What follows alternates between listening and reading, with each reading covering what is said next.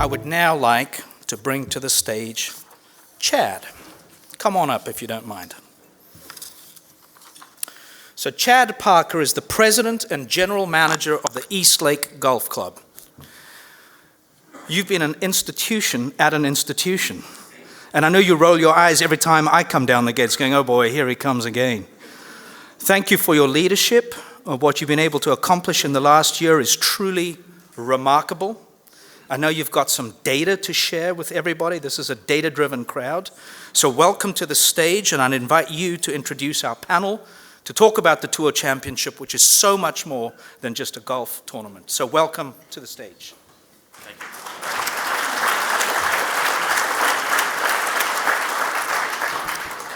We've got a video we're going to show. I'm not sure if that's going to be now or in a minute or two. Great. Well, thank you very much for the introduction, and it's my honor to be here today to introduce our friends from the PGA Tour. We do have the Tour Championship this week, so it's a busy week for us. It's something we've been planning for over a year. And so before we get into the video, I just want to say that I've worked for the Cousins family for over 28 years. I've hosted every single Tour Championship that we've had. This year will be number 24.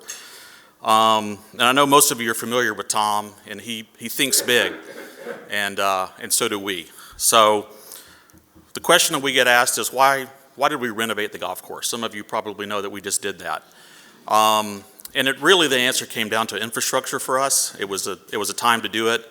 But at the same time, you know, we all have to make capital improvements and investments in our facilities to make sure that we can do great things in the community, and it was time for us to do that. So you are a data-driven group, and so I thought it would be interesting for you to know a few facts about the renovation before I bring up Lynn and Matt and David to discuss the tournament and the charitable impact. So we started on August 31st of last year. We had 274 days to complete our work. The D-Day was May 21st. We sprigged the greens. If you don't know what that means, it's basically you're taking little sprigs of Bermuda grass and you just sprig them, you drop them on the grass and it grows. But it takes time to do that. So that was the deadline. There was about 270,000 man hours put in to get this done. It was a monumental task. Those of you that are golfers have some concept of what a golf course looks like and how it operates. Some raw materials. We purchased about 27,000 tons of material, which is close to about 55 million pounds of sand and gravel and all kinds of things that were staged in our parking lot and moved all over the golf course. It was quite dusty, so if you live nearby, I do apologize. We purchased and laid down 110 acres of sod. So to put that in context, a football field is about 1.3 acres. And so if that gives you any idea of how much work that was to lay it, water it, do all the things that we had to do to be ready, all of that was done before May 21st of this year. There was a golf course there before that we had to maneuver and move around. And I saw Beth, I was walking in, and she, obviously in the construction business, we moved about 152,000 cubic yards of existing material that was already there. I had no idea what a cubic yard was. I mean, I kind of did. So I had to look it up. So like the dumpster behind the business is about 10 cubic yards. So about 15,000 dumpster loads of stuff we moved around. The most interesting thing to me was the amount of pipe. It was close to 60 miles of pipe that we laid between irrigation lines and drainage. And so you could start at the top of 285 and go almost all the way around 4 miles short of pipe that was laid in the last 217 days. So why is all this important? And it's important because, our mission of Golf with a Purpose is something that we live, eat, breathe every single day. It's something that was important to Tom Cousins, it's important to me, and it's important to our community. And so we couldn't do the work that we do in the community without partners like the PGA Tour, like Coca-Cola, Accenture. Our proud partners, I'm not sure if Chris Womack is here from Southern, but we couldn't do it without you. And so we're so pleased to be able to host this week, to have the golf course ready. I hope the press is good, but if it's not, it's too late because we're finished. But, you know, I'm going to wrap up, and then I'm going to bring you guys up to the stage. I do want to let you know that Golf with a Purpose means more than just the Tour Championship. This past year, we had a really cool opportunity. We had a STEAM day at Eastlake where we took the renovation of the golf course as the subject matter. And so the students came over and they learned how many gallons of water we had to move, or we had our friends at Georgia Power come out and talk about power. But we used the renovation as a talking point, both for the Drew students and also for the Muhammad School, who's located right nearby. And so we like to do things that are a little different. We hosted a 5K. They ran through the golf course on August the 3rd and saw the renovation, saw the hospitality, and raised money for the Eastlake Foundation. I can go on, but I know we're limited on time. So, gentlemen, if y'all will make your way up to the stage, I'll introduce you. Or hold on, we're gonna do the video first, and then I'll invite you guys up. So.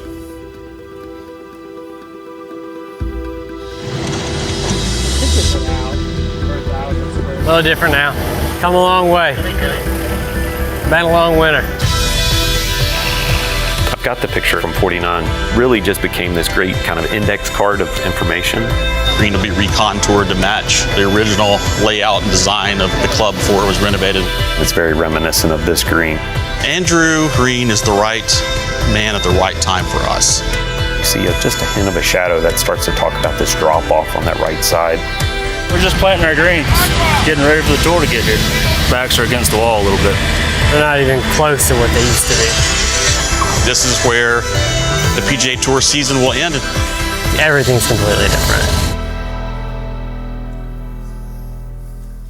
All right.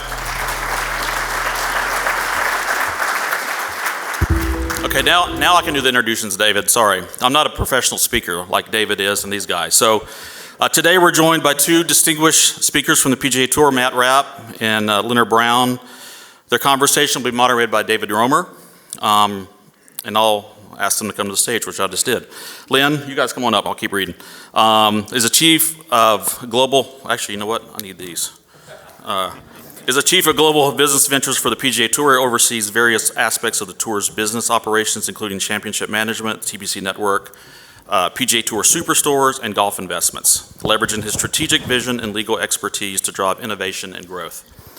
Matt Rapp serves as Senior Vice President of Championship Management at the PGA Tour, where he oversees the management of 13 major events, utilizing his deep expertise in corporate marketing and fan engagement to enhance the tour's impact and reach. Our moderator, David Romer, leads Ideas United, a creative studio that empowers a global community to produce content and experiences for top brands, universities, and nonprofits. David is also a member of ours, so he causes a little bit of trouble for me at times. But in today's fireside chat, our speakers and moderator will discuss how the PGA Tour orchestrates the Tour Championship, a global event that takes place every year in Atlanta. Begins today at Eastlake Golf Club. So please join me in welcoming everyone to the stage. Thank you all.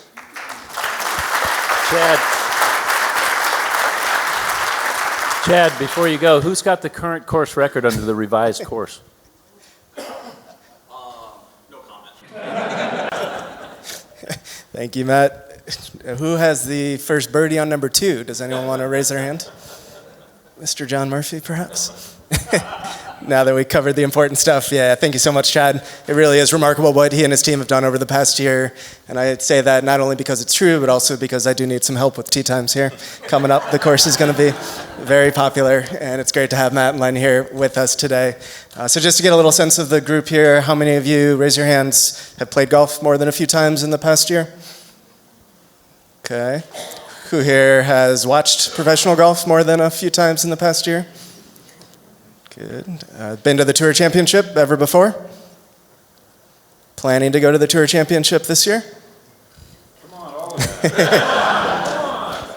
Well, I know everybody that didn't raise their hand. We'll work on them. But it really is an extraordinary event, but it does also apply all across business in the community. So excited to dig in there. PGA Tour itself is a complex organization, I'd say. So maybe let's start there with your roles in the organization and tell us a little bit there. Maybe Len first. I'll start. Well, thanks again for being here.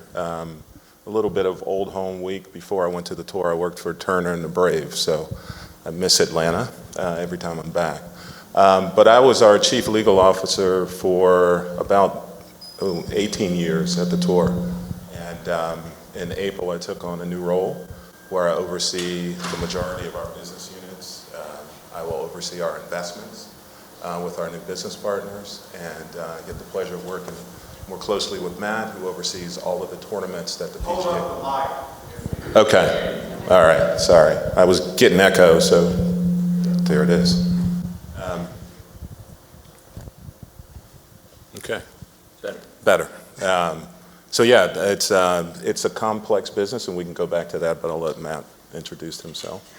Sure. I've been with the tour almost 20 years. I've been in the sports world for 25, and quite by accident, and have enjoyed every minute of it.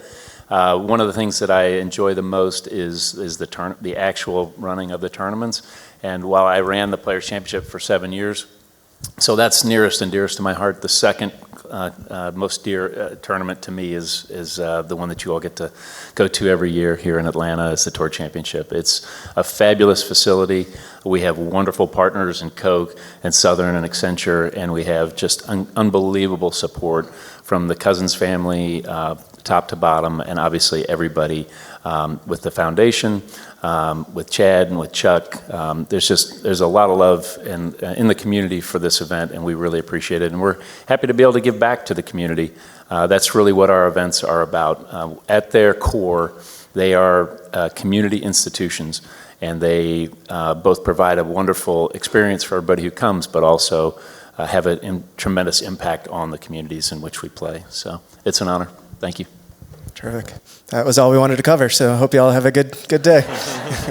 But maybe first, just rewind a little bit. You mentioned some of your professional backgrounds. What prepared you to take on these roles, and how do you find yourself here? Well, that assumes we're prepared, but no, it's, I left here about 20 years ago to go to the tour, and I wasn't a golfer. I didn't grow up playing golf. I was a football player through college. And just the tour mission, to be able to work in sports, give back to the communities in which we play, was very appealing.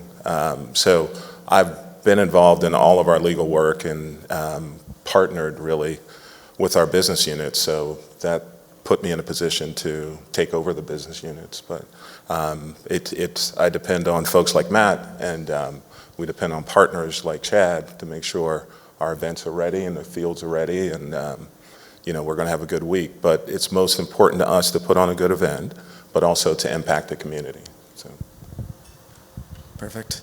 How about, broadly speaking, before we dig in, just general advice that you've learned that you also think might have prepared you? Anything from the business world you can share with our group?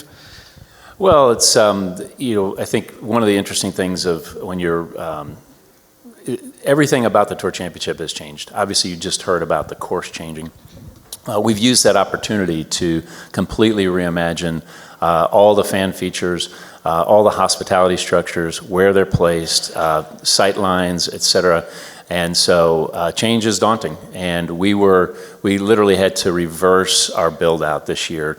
Normally you build certain structures first and then you build other structures later, but because of shade and light and other things on the greens and what they needed in order to have grass, because at the end of the day you have to have grass to have a golf tournament, we had to, again, rearrange everything that we were doing. That was but one change of many. And so you're planning buildings on land that doesn't exist yet, which is, a little bit daunting. But again, working with everybody, I think, all the reports are just fabulous. The sight lines out there, if anybody has a chance to go to the Georgian, I would take it up if you can, because you can see holes of golf, like 10, 12 shots of golf from that one venue. So, and then other places, just for even the grounds ticket holder, will be able to see the sight lines. The viewing quarters are just much, much more expansive now. And so we're thrilled about the remodel. We work so closely with Chad and everybody at Eastlake in order to make sure that we could make the most of the remodel for the commercial success of the event, which goes back into supporting Eastlake Foundation. We've been able to generate, I believe, $56 million for the Eastlake Foundation and the Cousins Family Foundation over these many years. The vast majority of that has come in the last 5 or 6, 8 years, and that's because the event has become more commercially successful because people like everybody in this room and the companies that you work for and your friends and neighbors are coming out to support the event. So when you do that, you have a great time, your customers have a great time, and we're able to give back, which is just, it's a virtuous circle, and again, we really appreciate the support. Matt mentioned the Georgian, which is amazing. I think my colleague Michael has 2 passes remaining one of the days, so talk to him perhaps, or better yet, buy him. Change seems to be a common theme here. How about in professional sports as a whole? What do you kind of see in there, and how's the PGA Tour seeing it as well? Yeah, I mean, the world is changing, but in sports, we used to compete with other sporting events. Now we literally compete with life. When we're, trying to capture fans and trying to be where the fans are, you have to consider everything. So it's not just the telecast, what sports we're up against. It's what's the weekend activity, what have you. So, most are obviously digital, 2-screen, things like that, but we're always not just trying to meet fans where they are, but we want to anticipate where they're going to be. So that's a big part of what Matt and I are doing going forward. Obviously, we have to have the best events at the best golf courses, but we also have to attract fans. And so to me, that's the biggest change I've seen. Matt? Yeah, the fan experience is just completely different now at sporting events. I go back to in 07, HDTV came on at scale, and then in 08 and 09, you had tremendous economic pressures on everybody. And so there's a real question, okay, am I going to spend a bunch of money? Am I going to fight traffic? Am I going to, do this, do that, and deal with hassles and crowds and whatnot? Or do I sit on my couch and I got a fridge full of food and beer and a clean bathroom, and I can actually see sports better on TV than I can in person?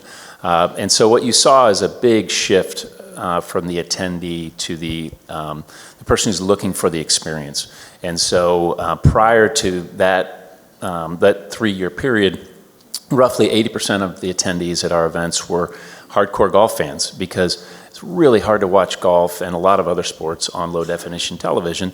And so that's really the only chance they had to see golf up close and in person. And now honestly, it's a better experience if you just want to see golf shots to watch our telecast in the comfort of your living room. So what do you have to do? You have to get, as Len said, meet fans where they are. Martin Stevens, who was a longtime employee of the Tour Championship, told a story about when Truist Field opened, how he had a bunch of buddies in and to watch the game. He said, we sat in our seats for 1 inning, and then they went to all the various different venues in and around the stadium, and there's wonderful venues in and around the stadium. We have to do the exact same thing at golf courses. So when you go out there, look at the map, walk around, you'll stumble upon wonderful areas for fans to congregate, and great local foods, and places to relax and recharge, get some shade. It's a little warm here in Atlanta in August. And so lots of opportunities to cool off, get something cool to drink, a bite to eat, relax, recharge, and then re-engage in the sport. And also mix and mingle. People are out there and they have, one person has tickets to one thing, another person has tickets to another thing, but they're friends, they want to meet up. Where do you meet up? You meet up in one of these fan areas, grab something nice to eat or whatever, and kibitz and do what you do, and then you can move along. And so it's a way to sort of bring everybody who's out at the stadium and out at our venues together in a fun and engaging fashion. So again, always being on the cutting edge of that fan experience is a key part for us to keep the crowds coming, to keep the sponsors happy, to show the vibrancy. Everybody's walked into a stadium that's half empty, and you feel it, the contestants feel it, the media feels it, the broadcasters feel it. Conversely, you walk into a stadium that's jumping and there's people everywhere. You feel that too, and that energy is contagious in a very good way. So that's what we try and create. As many people as we can have on the golf course, while all of them can have an exceptional experience.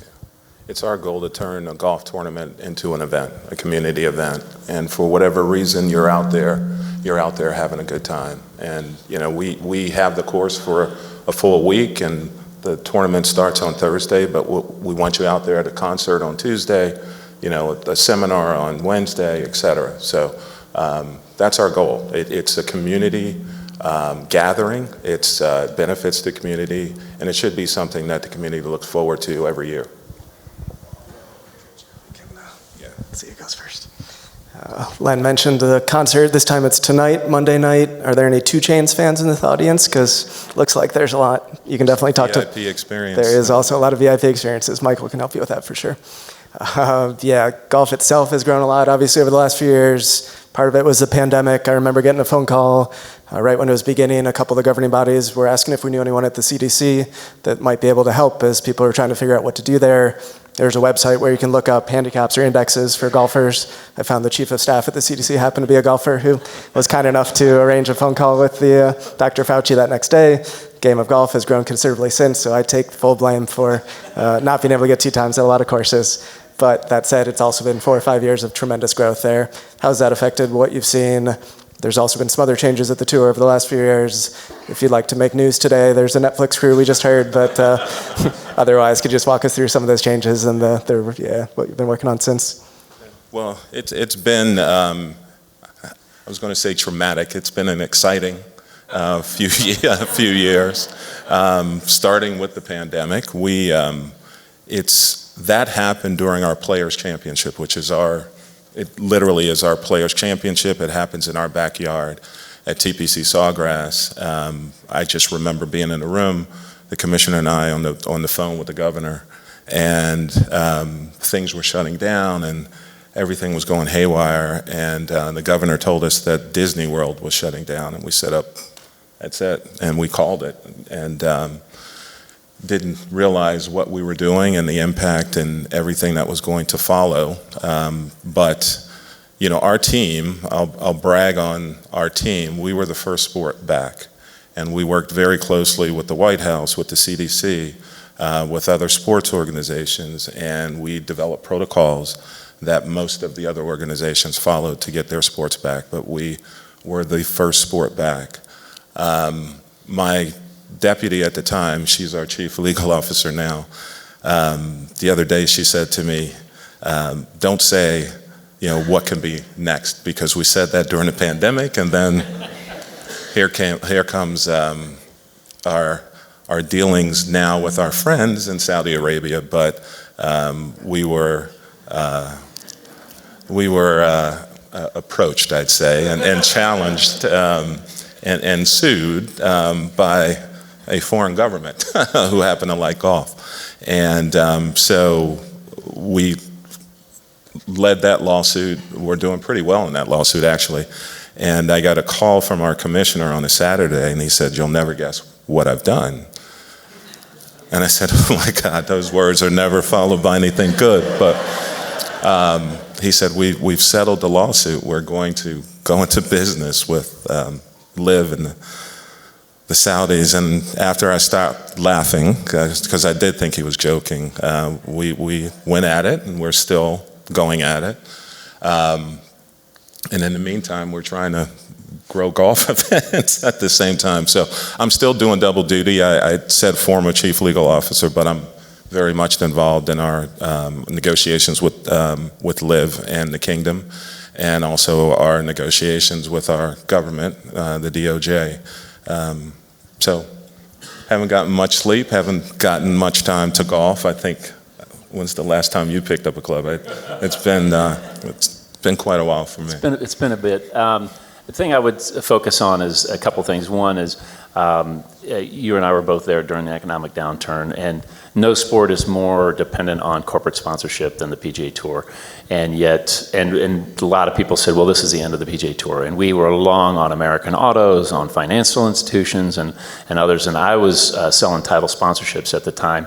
And there's nothing like going into somebody and saying, I know, you know, the economy's in free fall, but I think it would be a really wise investment for you to spend $150 million on entitlement of a golf tournament. But we actually had one of the best years we'd ever had from a sales perspective in 2009.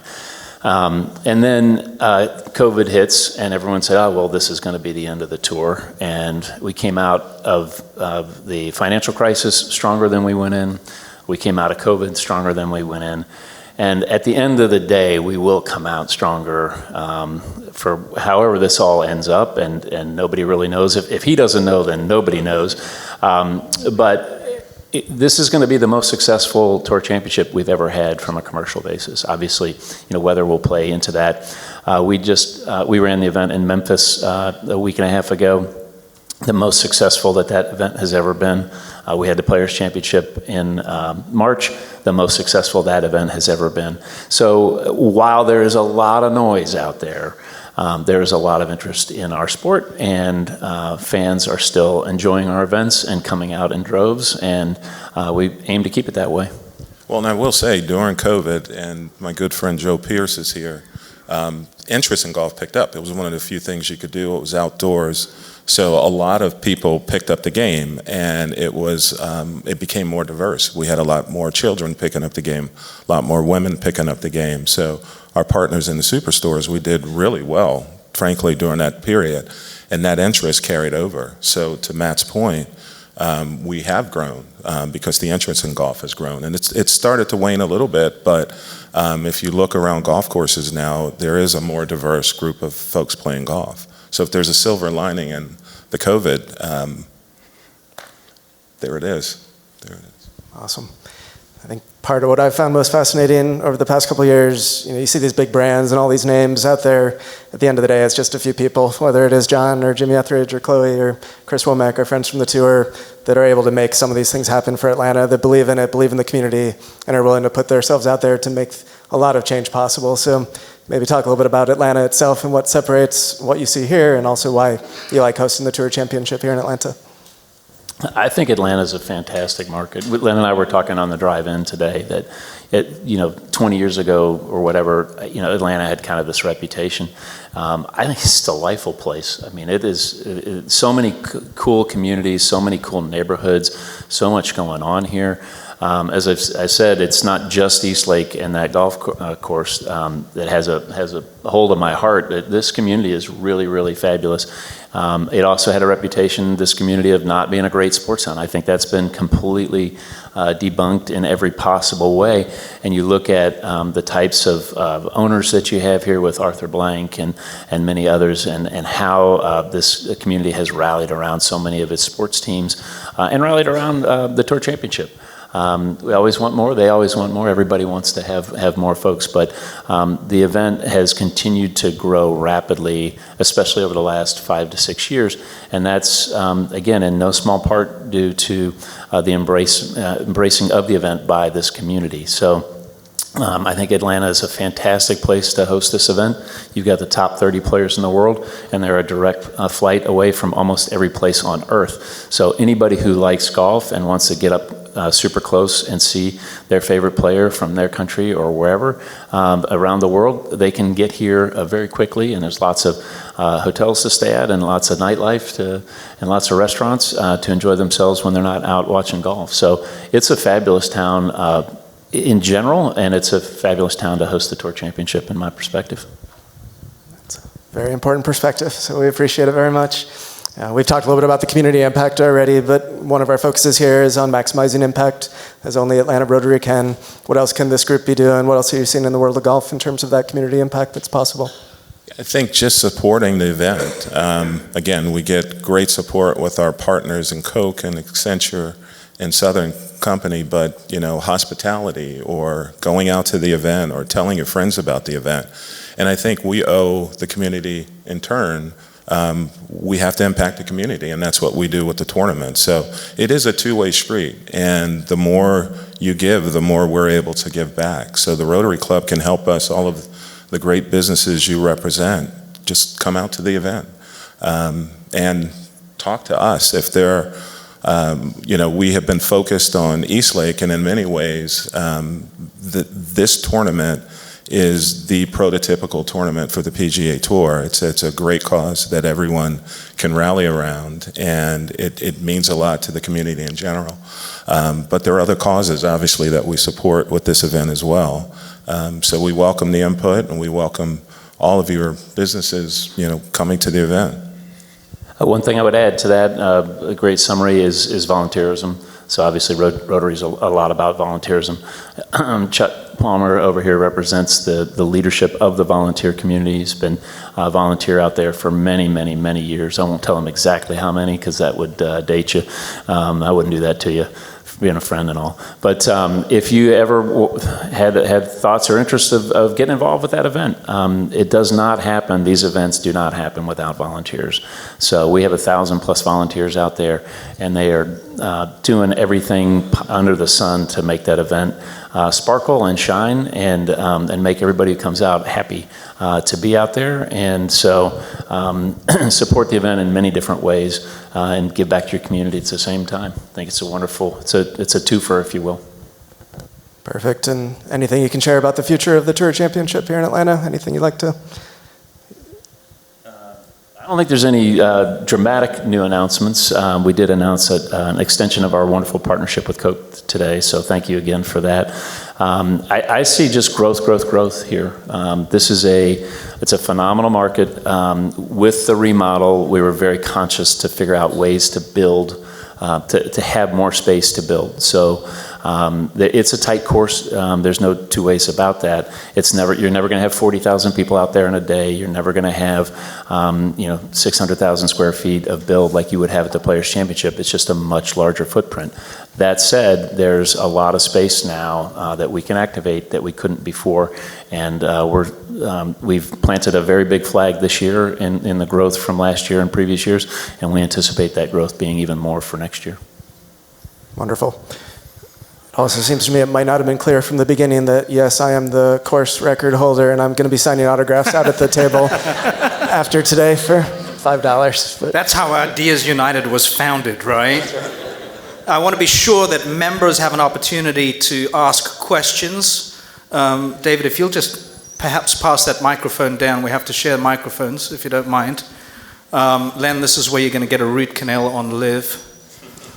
And when you say no comment, that's like, Henry Kissinger, you're in real trouble, right? Anybody have any questions for the PGA Tour? So I'll have one. You mentioned that it's becoming increasingly lucrative for the Tour. I'm sure there are lots of cities that would like to host the Tour Championship. And you both mentioned what made Atlanta special. Where do they attack us as a place that they could do better on? Are there any areas in specific that we should be improving upon? I mean, the only area I think that is, there's two challenges. So I love the fact that Eastlake is where Bobby Jones played his first and last competitive rounds of golf. And so every club in Georgia claims a connection to Bobby Jones, right? You'll see the photo. None have quite the connection that Eastlake does. And so our slogan for the Tour Championship is that it ends where it all began. So the legend of Bobby Jones, and now the FedEx Cup finale. So that's a pretty special thing that, while there may be a couple of other clubs in Georgia who can try and claim some of that, not that many truly can. And anyway, so we like that part. Believe it or not, so we do studies of the opportunity within the business community, and what does it look like? And so if you look at the companies that typically sponsor golf tournaments, and what the percentage of them who actually do come out and engage at the tournament, Atlanta's relatively low. There's obviously a huge and diverse business population here. But if you take out the nail salons and the gas stations and other things where people aren't typically buying hospitality or other sponsorships at golf tournaments, and then you look at the percentage of activation, it's less than 10% here in Atlanta versus the all-time high is in Phoenix, where it's over 50%. And so there is more room for growth within Atlanta. So that would be that's one thing that would help sustain and help grow the event.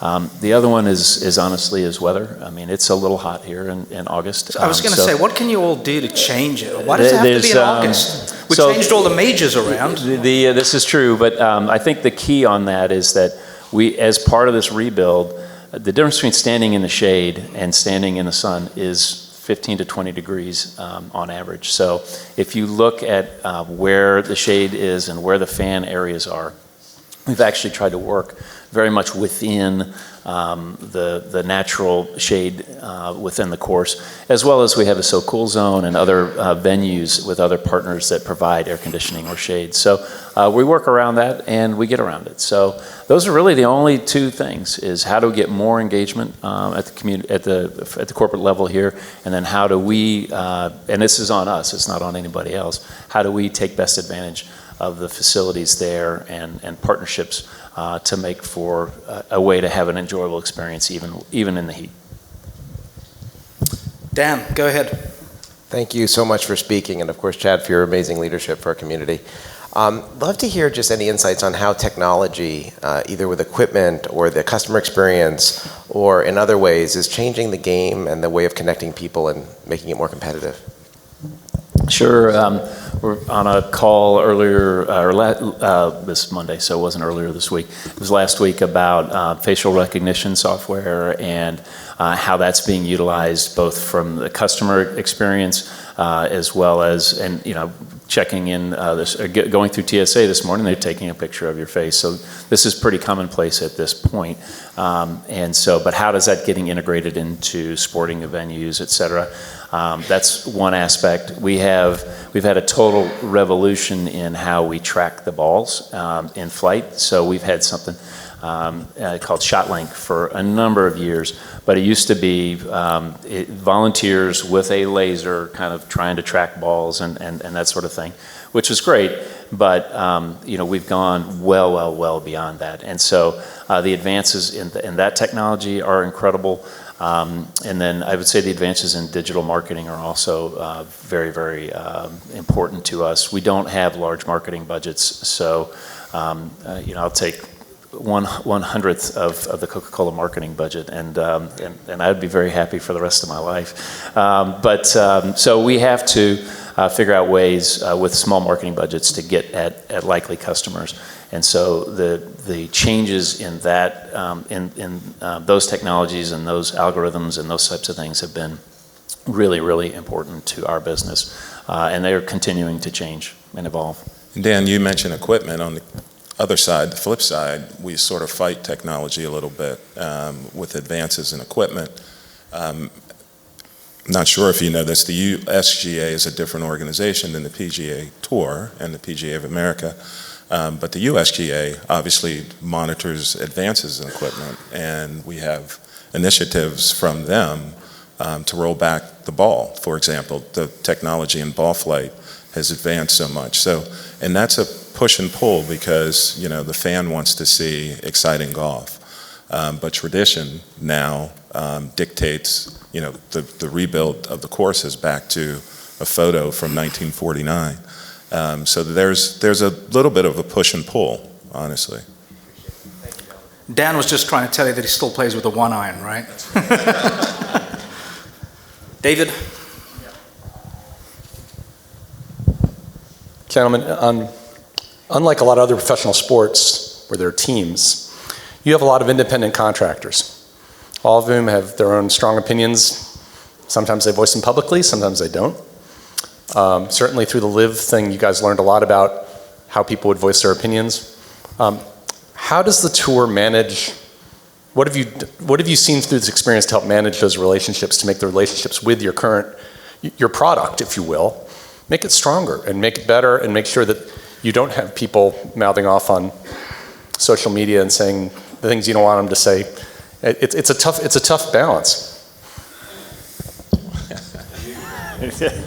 That one's 100% on Len. No. I'm sorry. I've got nothing to add to that. Len? Yeah. It is a tough balance. The PGA Tour, in a little history lesson, the PGA Tour and the PGA of America were one organization. The touring professionals split and became us, the PGA Tour. The teaching professionals are your PGA of America. the reason for the split and the reason that the golfers wanted to maintain their independence was they wanted to be able to use their own equipment. They wanted to be able to play the events they wanted to play. And that's a great thing about our sport. You don't have to play on Christmas Day or New Year's Day or Thanksgiving Day. You have to in other professional sports. So that part of the game is still appealing, and frankly, it's a part of what made us vulnerable with LIV. And the guys make their own schedule. What LIV doesn't have, I need to be careful too. They have a lot of money, but they don't have the tradition. They don't have East Lake. They don't have, the courses and the tournaments that we've played, and that's been the advantage.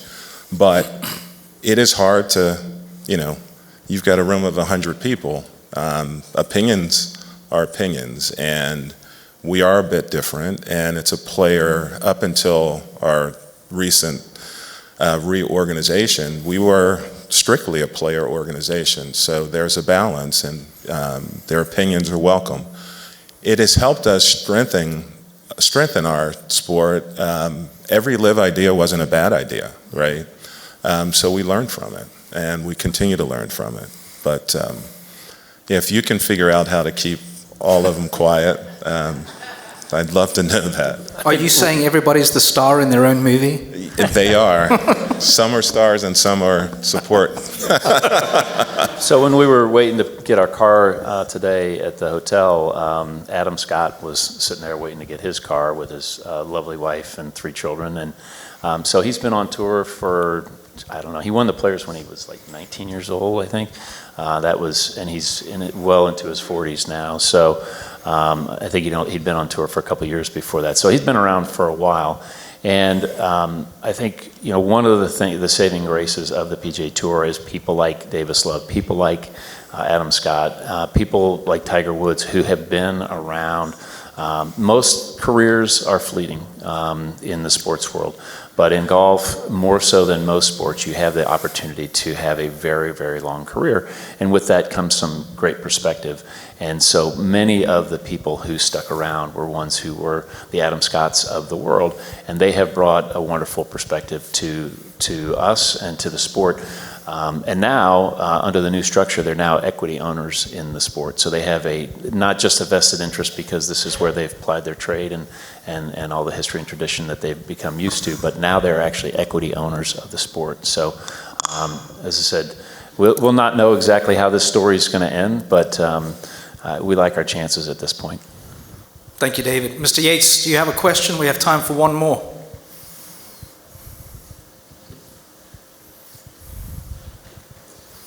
What a great presentation. Thank you all. I'm really curious about technology in the ball and the clubs. I go back to 1962. Palmer wrote an article about golf is my game, and he said the great thing about golf is that even the amateur on one hole can beat the best player. I don't think that happens today. We're on a 600-yard par 5. Pros are hitting a driver and a 5-iron. They're hitting 9-irons 200 yards. I mean, we can't relate to that anymore. And I just wonder how important it is that the amateur golfer can have some relationship to what the pros are doing. It's a good question. I think there are multiple schools of thought. I don't want to turn on a basketball game and see a guy try to dunk and end up where I would end up, right? So there is an element of wanting to see an elite player when you tune into the professional game. But one of the advantages we have, to your point, is that you can play East Lake after the tournament. No other sport allows that. So there is that correlation, and I don't know where the balance is, but you've got 2 schools of thought. The USGA supports your point in that they don't want the professional game to exceed so far the amateur game that it becomes an issue for the amateur and it becomes uninteresting. And there's the other school of thought that guys want to see guys bomb the ball and really hit it 320 yards. It's a great question. We don't know the answer. Hopefully there's a little of each on tour. Just get it right. Yeah, exactly. one thing I would just add to that is that when Tiger came along, there were 3 or 4 really fit players, and most of them were not great golfers. And then you had Tiger, who was an insanely good golfer and incredibly fit. And so, but he was the outlier because he was both. And that's why he was running away from everybody for so long. And then what you've seen over the last 20 years, 25 years-ish, is that now there are a small handful of guys who are just so talented that they cannot be fantastic athletes and still every now and trap lightning in a bottle. But almost all of the guys now are both very, very good golfers and phenomenal athletes. They work out very, very hard. And so you couldn't say that 20, 25 years ago. And now if you look at what these guys go through, and the Netflix is here, you've seen these guys working out in the gyms, and they've got their trainers, and they've got their strength coach, and they've got a stretching coach, and their dietitians, and I mean this is serious for them. So while it may seem I don't know, a little outlandish that somebody's going driver 5 into a green on a hole that's that long, I look at it from the positive side of these people are just insanely talented and also superbly conditioned athletes. And that's something remarkable to see. I turn on professional sports. I turn on the Olympics. I want to see people do things that I can't even imagine doing. And so again, that it is a dichotomy. And to Len's point, when you go out to TPC Sawgrass, it's a very humbling experience unless you're an exceptionally good golfer. Where is that balance? We don't know. But I look at the bright side, which is, again, you have just insanely talented people as golfers who are also supremely tuned up athletes. And I find that exciting to watch. Well, gentlemen, it is going to be a busy week for you. Good luck. You didn't know we were going to film some footage for Netflix's Full Swing 3 here at the Atlanta Rotary Club. But thank you for being candid. Let's hope that you can keep it close to the fans that make these superstars, while also continuing to channel all this money, Len, that's coming into the sport to impact our community. So good luck with that. Thank you both for your time. Thank you to David and to Chad, too, for being here. It was a very informative program. So please join me in thanking them for their time.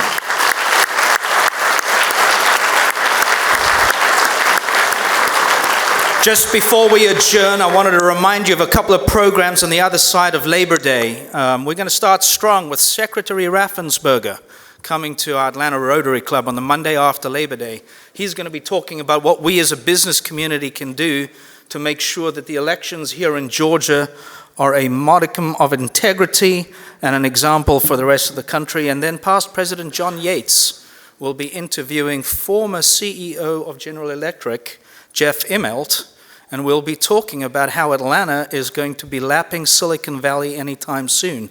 So take a look out on those programs and some of the other people coming to Rotary. I hope you all will go to Eastlake this weekend. David, you know Eve. There's one way to tell Eve to come join Philip and me, and that's Adam Scott's playing, right? So with that, this meeting's adjourned. Thank you.